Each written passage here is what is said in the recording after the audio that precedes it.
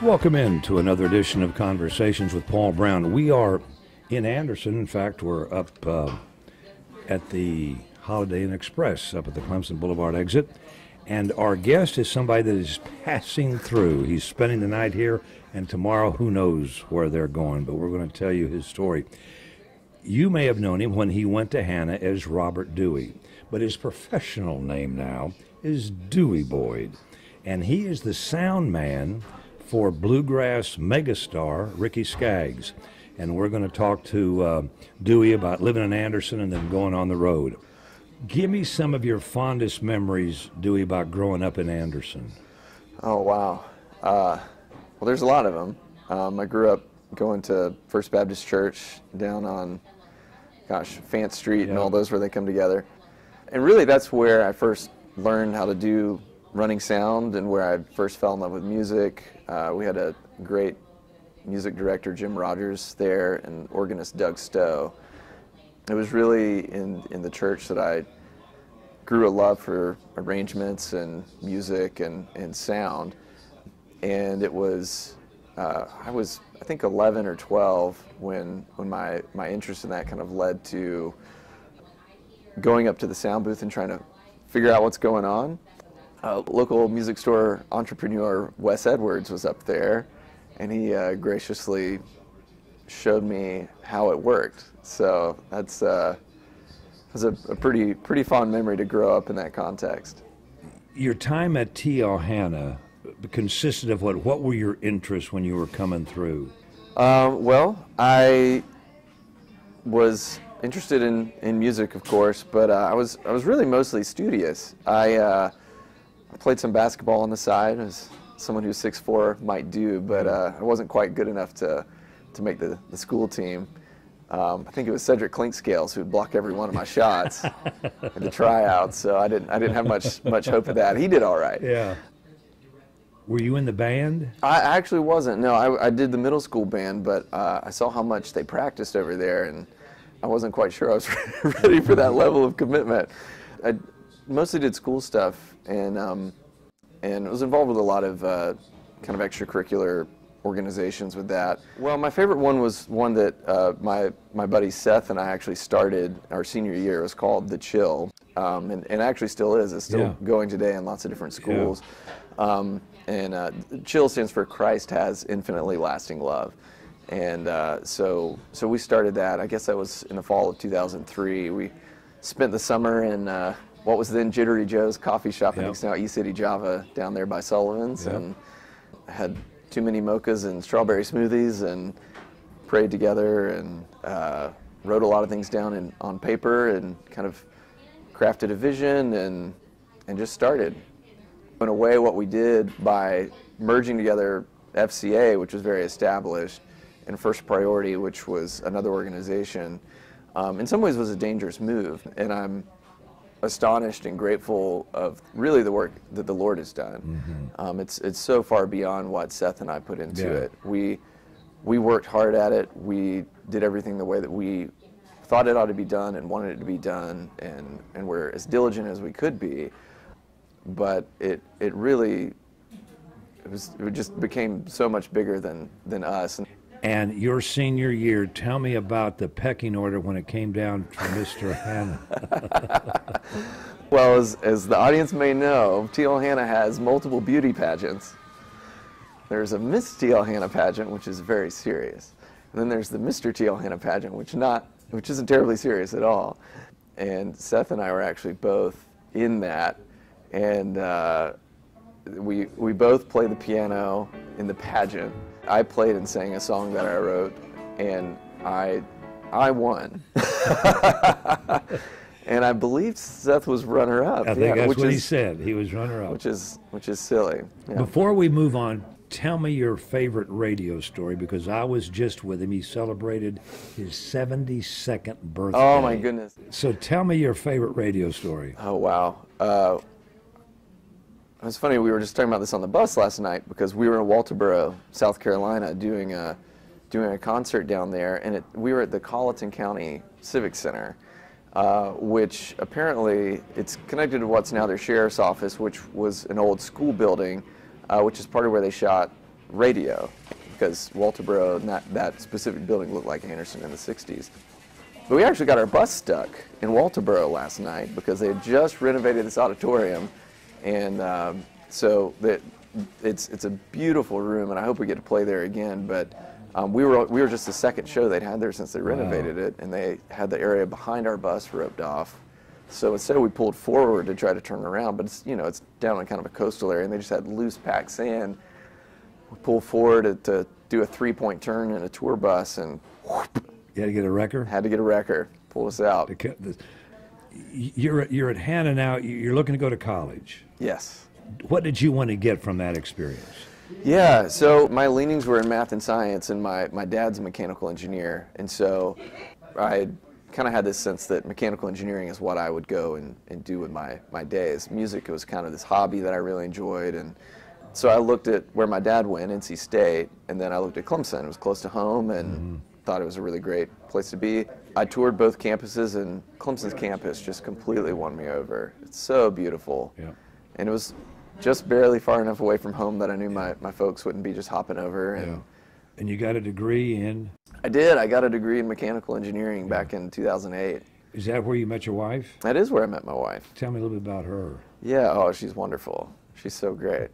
I actually met her my freshman year, shortly after getting there. We were a part of a church there in Clemson called DCF, Downtown Community Fellowship. And the first week, they have house churches, so smaller groups that meet in houses during the week. And we ended up being in the same one. There's two guys named Matt. Okay, so they get the second guy named Matt. And they're like, well, we can't have two Matts. What's your middle name? Well, his middle name was Robert. So they come around to me, and I was like, well, Robert. My name's Robert, but if we can't have two Roberts, my middle name is Dewey. And so everybody in the room was like, Dewey!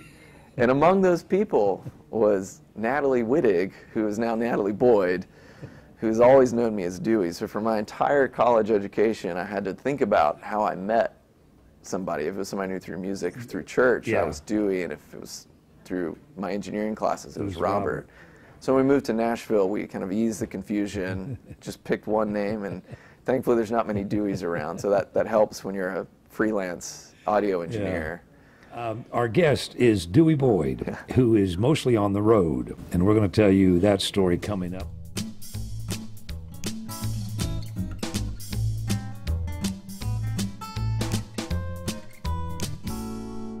Okay, you graduate from Clemson. You've got a great gal, and she's from where, by the way? She's from Columbia. Okay, she saw the light and came up to God's country. Good, that's exactly right. Yeah. During your time at Clemson, are you evolving into this audio? In a sense, yeah. My freshman year, I was a part of the general engineering program there, and I was really frustrated by it. I realized in retrospect that I was pretty arrogant about it, that it was just way too easy.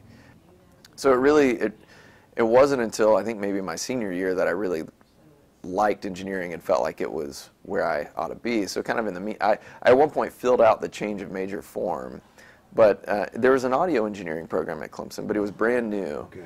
And so I went and talked to the professor, Dr. Whistler, about how I wanted to explore that some more.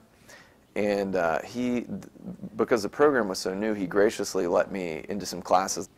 So I continued doing live sound with church and with a Christian organization there during the week, and started kind of dabbling in recording through that. I bought a recording interface from Drayson Edwards and did a little recording of like live concerts that happened, and then also got to be involved with the early parts of Clemson's recording program, but it was just as an elective. So I did ultimately continue with mechanical engineering and finish my degree. I actually finished and went to graduate school for a year. I did half a master's in it. It took that much for me to be determined that wasn't what I wanted to do. Okay. You graduated from Clemson. What's your first job then? Yeah, so I went straight from undergrad. I actually got married before my senior year. My wife is just a little bit older than me, so she started teaching at TL Hanna during my senior year at Clemson. And then we stuck around for another year, and I was a teaching assistant. I taught a mechanical engineering lab at Clemson while I did my first year of my master's there. So how do you end up in Nashville? Yeah, wow. The Lord is the short answer. But so I had talked to a fella who went to Clemson as well, who had gone there, is a guy named Rich Ramsey, who told me what it was like to move to Nashville and try to get into the audio industry. That you basically go and you intern, which is code for work for free, in one or more places, and then you do whatever else you can. You're working 2 or 3 jobs to try to make money and to get your foot in the door somewhere into a really informal field. And I had just gotten married, and I was like, I'm never going to do that. So a year later, I did that. My wonderful wife saw how miserable I was with graduate school. I just didn't want what was at the end of it. Yeah. I really find mechanical engineering fascinating. I enjoyed the classes, but I either would be headed toward academia or research and development, neither of which I really liked. And so we just kind of openly, prayerfully started considering what would be next, and that was kind of the only thing on the radar. So we planned a trip to go visit Nashville. I never even visited Nashville. And I thought the next move would be to go to school for audio engineering, because I really hadn't yet. I didn't really know a whole lot. I'd just been freelancing as a live sound guy since I was a kid. And we planned a trip, but really by divine appointment, there was someone in our church who said, well, my uncle owns a recording studio down on Music Row. And we had never met this girl. She was a junior in college. We had actually, during the church service, we had a time where we turned chairs around and prayed together. Okay. By Wednesday that week, I was talking to her uncle. And so he agreed to meet with us. So we went up to Nashville. I toured a school there, and it was all right. But I was gonna have to go into debt to go there. And then we met with her uncle immediately afterward, and he sat down with us for maybe 3 hours in a coffee shop. Just told us, just laid it out for us, and he was like, if you have the $20,000 to go to this school, you'd be better off giving your money to charity and going to work for free. What advice. Yeah. So turns out I didn't have the $20,000, but that was how I became convinced that it was in fact a good idea to go and work for free. That it was the rest of my education that I needed to. In fact, the fact that I didn't have to pay for it was great. And who was that? Well, I was hoping that the fellow that I talked to would have a thing for me, an internship for me. Turned out he did not. The kind of our litmus test of the Lord's leading about moving there was whether or not either of us could get a job, and I guess more, could my wife get a teaching job, because I was planning on going into this music thing. And again, it's 2009. Still bad time economically. Not a good time economically, but she's a public high school math teacher, and there was a school that was a new school, and they were adding a class of students and teachers every year, so they did a lot of hiring. They did it early, a lot earlier than Nashville schools normally do, and so she got a job there. We're like, all right, well, I guess we're going. So we moved in the summer of '09, and we got there, and I had no internship, had nothing, and so we just moved into our neighborhood, and hardly had any money, and just cleaned up our yard because we didn't know what else to do, and so we found a church to be a part of there, and just through meeting people there, I met someone who asked me why I was in Nashville, because in Nashville you just kind of assume that no one's from there. Right. She's like, who are you and where are you from? Yeah.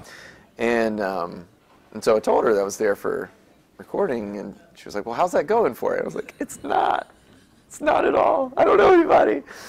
And she was like, well, I know this guy that I used to manage, who's an engineer, who really likes to teach people about what he does. Let me set up a coffee meeting for you. Now, I'm totally green. I don't know what this coffee meeting thing is all about. So she sets me up a meeting with this amazing mix engineer, really just all around amazing engineer named Shane D. Wilson. And he's mixed things that you've heard, whether you know it or not, especially in the Christian music scene. He's done a lot of really, really fantastic work. And so I go to meet up with him at a coffee shop in khaki pants and a tucked-in button-up shirt and my mechanical engineering resume because I have no idea what I'm doing. And he pulls up on a Vespa scooter with a tie-dye t-shirt. And I have no idea why he agreed to let me come sit in his room after meeting me. But he did. I was like, I'd love to learn from you. And he was graciously let me come sit in his room. And so I came and I didn't really do anything. I just sat and watched and asked questions for a good 3 months. And he helped me figure out where I would want to go, and that what would really be beneficial to me would be to be involved in tracking, like recording. And he helped me get, I think, my first paid gig in Nashville, which was cleaning out a guy named Charlie Peacock's attic. Charlie Peacock, he was an artist in his own right in I think the 70s, but he's well known now as a producer of music. He produced a band called the Civil Wars somewhat recently, and Switchfoot and lots of other really, really notable people. He needed to clean out the attic of his recording studio. And so I go and I'm, handing him his tax documents, and he's deciding what needs to go and what needs to stay. Shane had set it up where I could sit in with his recording engineer while he was working whenever I wasn't up in the attic. And it turned out he was working on this acoustic duo project. And I was like, well, who is this? And this is really good.